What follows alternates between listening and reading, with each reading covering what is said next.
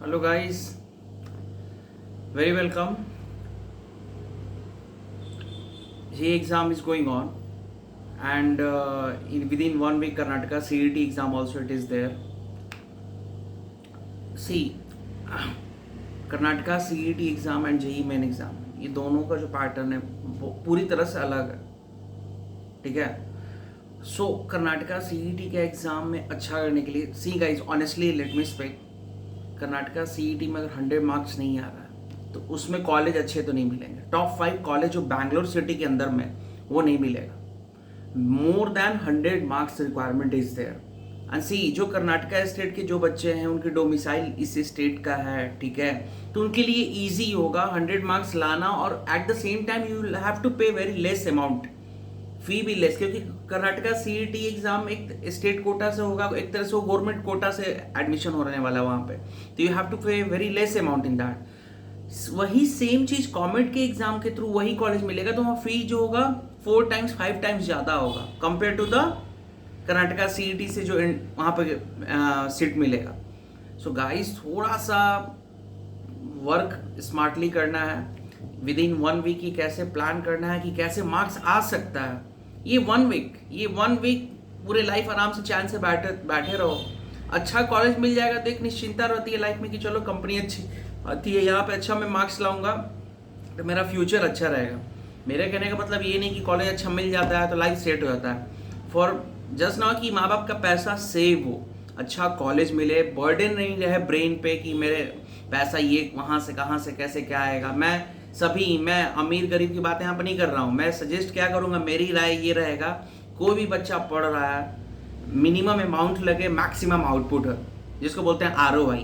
किसी कॉलेज का ROI जितना ज़्यादा होगा, है ना, आउटपुट उसका कितना अच्छा, लेस अमाउंट लगाएं और मैक्सिमम आउटपुट है. ठीक है, तो जिस कॉलेज का ये जितना ज़्यादा अच्छा, तो उसके लिए मार्क्स भी अच्छे लाने पड़ेंगे. तो इसके लिए थोड़ा सा प्लान बनाकर आप लोग पढ़ाई करिए. इसी के लिए मैं थोड़ा सा सोचा आप लोग को एक गाइड कर दूं कैसे क्या करना है. यहाँ ये 1 वीक टाइम में गिव अप नहीं करना है. जिसका JEE का एग्ज़ाम हो गया और होने वाला है, 12 तारीख तक JEE का एग्ज़ाम हो जाएगा, उसके still you have 5 days of time to go through the concept. खासकर जो JEE के लिए कर रहा है उसके लिए तो कर्नाटका CET एक ईजी टास्क हो जाएगा. जो JEE के लिए बहुत सीरियस कैंडिडेट है उसके लिए कर्नाटका CET बहुत ही ईजी होगा. और कुछ मैं नहीं कहूँगा, ये एक मिरर है. अगर आप JEE की प्रिपरेशन नहीं कर रहे हो तो फॉरगेट अबाउट कर्नाटका CET, वो नहीं होने वाला है. कर्नाटका CET उन्हीं लोगों के लिए है जिसकी बहुत ही अच्छी, मतलब accuracy 60 questions you have to solve, और उसमें 45 ऐसे होते हैं जो नॉर्मल एक एवरेज स्टूडेंट उसको सॉल्व करता है. ठीक है, तो मैं आगे बात करता हूँ. मैं जिस टॉपिक को आज आप लोगों के साथ डिस्कस करने वाला हूँ, जस्ट ये मैंने सोचा कि बता दूँ कैसे आगे बढ़ना है. ठीक है, तो guys now come to the point. मैंने अभी तक पिछले 3 वीडियोस में क्या क्या बताया. एक में बताया हूँ केमिकल बॉन्डिंग के अंदर बॉन्ड ऑर्डर कैसे निकालना है, एक में बताया हाइब्रिडाइजेशन कैसे निकालना है, और एक में मैंने बताया कोऑर्डिनेशन कंपाउंड में हाइब्रिडाइजेशन कैसे निकाला जाता है. ये चीज़ मैंने डिस्कस किया है. अब कुछ ऐसी चीज़ें हैं जो अभी मैं आप लोगों के साथ डिस्कस करने जा रहा हूँ. इससे क्वेश्चन कभी कभी एग्जाम्स में रहता है. ठीक है, मैथमेटिक्स में एक टॉपिक है डिफरेंशियल इक्वेशन, ये वेरी इंपॉर्टेंट. अब डिफरेंशियल इक्वेशन को कैसे समझना है ये हम लोग यहाँ पे अब बात करेंगे. डिफरेंशियल इक्वेशन पूरी कैलकुलस का मेन थिंग. ठीक है, अब जैसे मैं यहाँ पे बात कर रहा हूँ, और one more thing, coordinate geometry हम लोग क्लास 10 में पढ़ चुके हैं. वाई एक्सिस को क्या बोलते हैं, वाई एक्सिस को बोला जाता है, वाई एक्सिस को ऑर्डिनेट. वाई एक्सिस को क्या बोलते हैं, ऑर्डिनेट.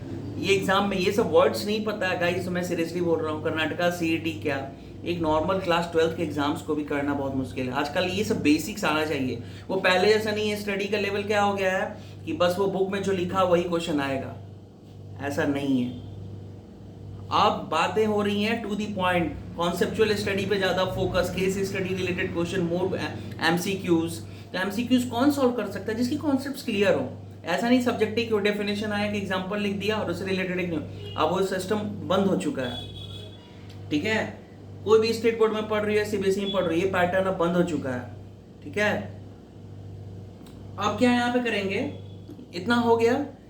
अब ये वाई एक्सिस है तो इसको ऑर्डिनेट बोला जाता है. क्या बोलते हैं इसको, ordinate, and this is called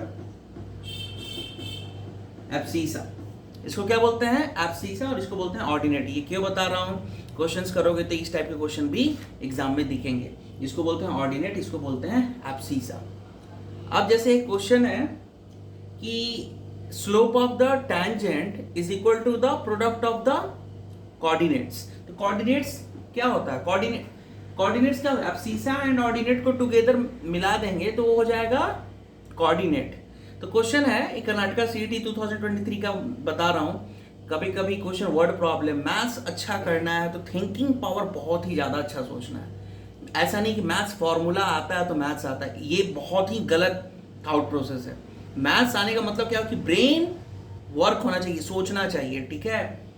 तो कह रहा क्वेश्चन है कि slope of the tangent, guys मैं एक बात क्लियर कर दूं, slope of the tangent, dy by dx, हम लोग जो बोलते हैं सब कुछ एक ही है।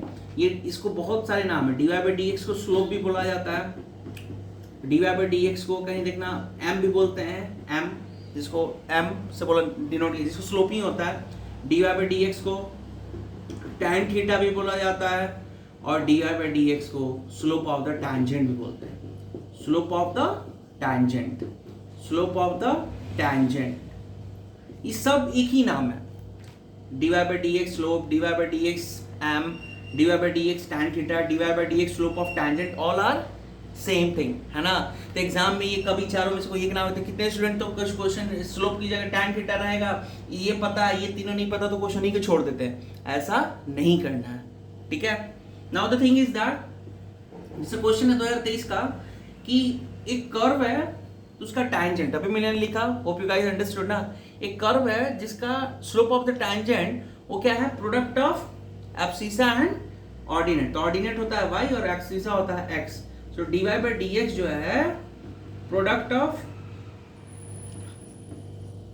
कोऑर्डिनेट्स, ऐसा दिया हुआ है। ये इक्वेशन हुआ कि dy बाई dx क्या है, xy है। नाउ अब अगला चीज क्या है, उस एग्जाम में क्वेश्चन दिया हुआ है कि curve this dy by dx equal to xy।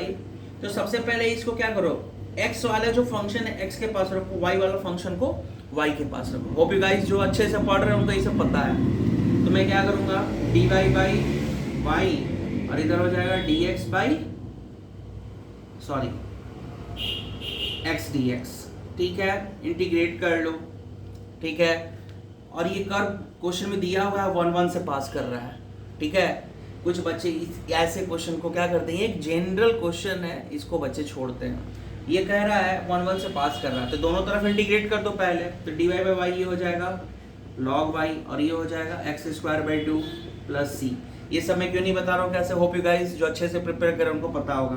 1 1 से पास कर रहा है, ये पहला वाला जो होता है x को डिनोट करता है, ये वो y को डिनोट करता है। x y को सब्स्टिट्यूट करो तो यहाँ पे हो जाएगा log 1 इक्वल टू 1 बाई 2 1 का square plus c, and log 1 we know कि ये 0 होता है। तो c की वैल्यू बेसिकली कितना हो जाएगा, -1 बाई 2। तो कर्व जो एग्जाम में क्या है कि इन दिस ऐसा दिया रहेगा क्वेश्चन की ये, and which it represents this curve. तो कौन से कर्व को रिप्रेजेंट करेगा, सब्स्टिट्यूट कर दो c की value, that will be your equation. So log y is equal to x square by 2 plus c की वैल्यू -1 बाई 2, क्योंकि ये 1 बाई 1 0 हो गया, इधर जाएगा तो ये हो जाएगा -1 बाई 2। ऐसा ऑप्शन में भी रह सकता है। कभी कभी क्या करते हैं एग्जाम वाले इतने स्मार्ट होते हैं, हम लोग जो हम सोचते हैं वो नहीं होता है। ये क्या करते हैं, एलसीएम लेके इसको शॉर्ट कर देंगे तो क्या हो जाएगा, 2 log y is equal to x square -1। Hope you guys understood. इस टाइप के क्वेश्चंस भी आते हैं एग्जाम में, differential equation, please work on that. Calculus Karnataka CET, ये मैं वीडियो इस कर्नाटका सीईटी की नहीं बता रहा हूँ गाइस, जितना मेहनत करो उतना अच्छा, मैं इससे ज़्यादा कुछ नहीं बोलूँगा। शॉर्टकट नहीं होता है लाइफ में सक्सेस का, मेहनत करना पड़ता है। लेस इनपुट, कम पैसा में अच्छे कॉलेज जो मिलते हैं वो बेस्ट कॉलेज होते हैं। कोई भी स्टडी करो वो लाइफ में पेरेंट्स के ऊपर बर्डन नहीं रहेगा। पहला चीज ध्यान से पढ़िए, और anything any doubts you please mention in the comment section. मैं अवेलेबल हूँ 24 hours, you don't worry about that, I am here to help you. Any guys any help you contact me, ठीक है। So hope you guys understood what my concern, ठीक है। तो मैं चलता हूँ, आप लोग पढ़ाई पे फोकस रखें, और मैं ये ट्रिक्स अब डेली आते रहेगा, इसके लिए don't have to worry about that. So इसी के साथ चलते हैं. And last I will say any doubts mention in the comment section and please like subscribe and forward the channel as much as possible. जितने लोगों को आप पहुंचा सकते हैं, नीडी लोगों को, ठीक है. अच्छा लगे तो कमेंट सेक्शन में थोड़ा ये भी बताएं. सो बाय, टेक केयर, जय हिंद, जय भारत.